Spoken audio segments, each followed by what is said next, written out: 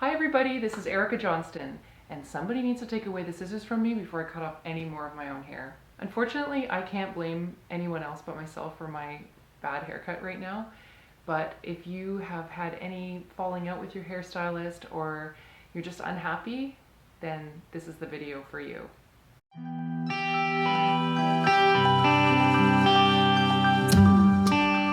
I got a message from one of my subscribers, and we were having a conversation back and forth about our hairstylists and situations that we'd had that were not really positive. And the problem is sometimes we have hairstylists who are close to us, family friends, or we may see them on a daily basis, and it's really hard to break up with our hairstylist, right?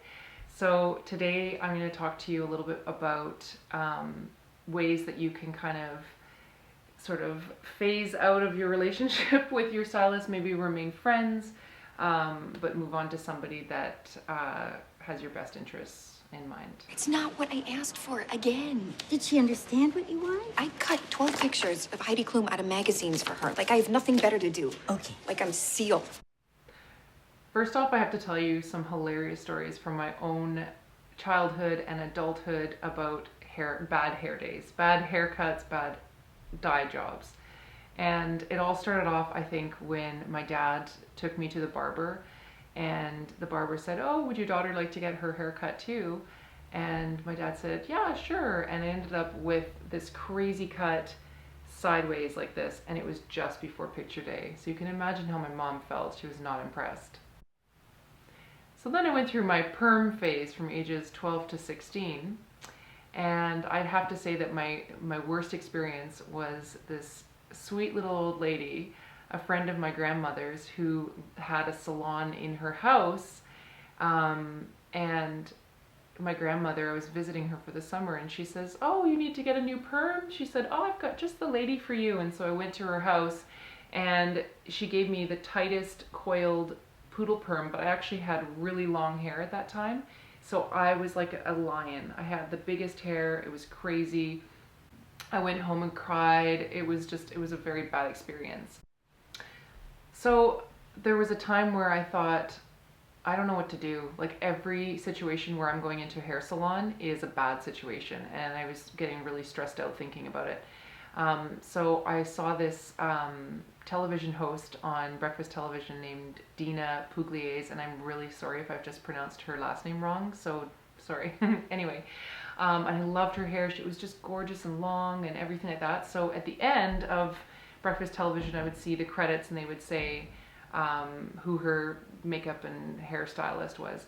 So I literally went to the other side of the city to go get her hairstylist. And I had this beautiful ombre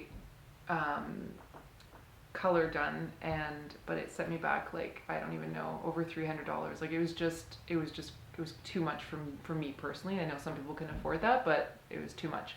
So I stayed at that salon for a while. I didn't see that hairstylist, even though she was amazing. I saw some like junior stylists for a while, but I realized, I'm like, you know what, I'm traveling too far, and it's still pretty expensive. So I kind of moved on from there. So then I went to this hairstylist.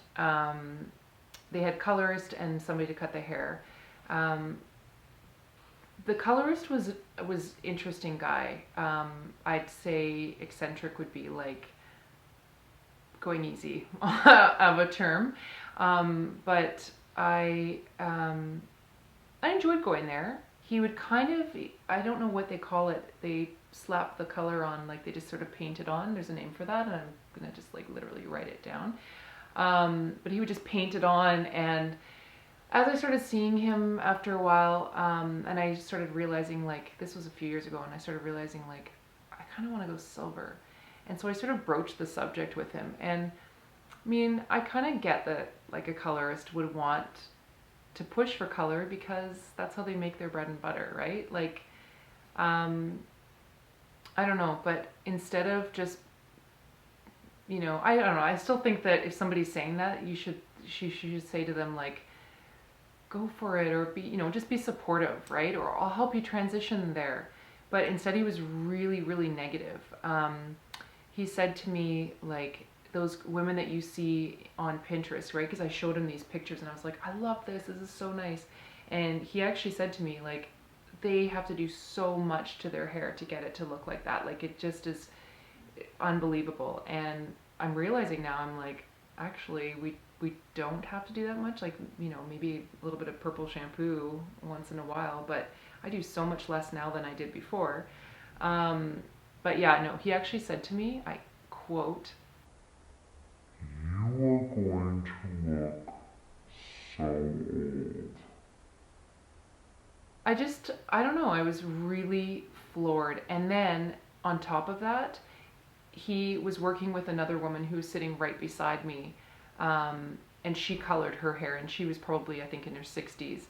And he actually said to her, turned to her, and he goes, "Can you believe it? This woman wants to go gray. She wants to make herself look older. Ha ha ha." And he started laughing, and I felt really like, oh, you know, and I started thinking like, yeah, why would I want to make myself look older? I am crazy.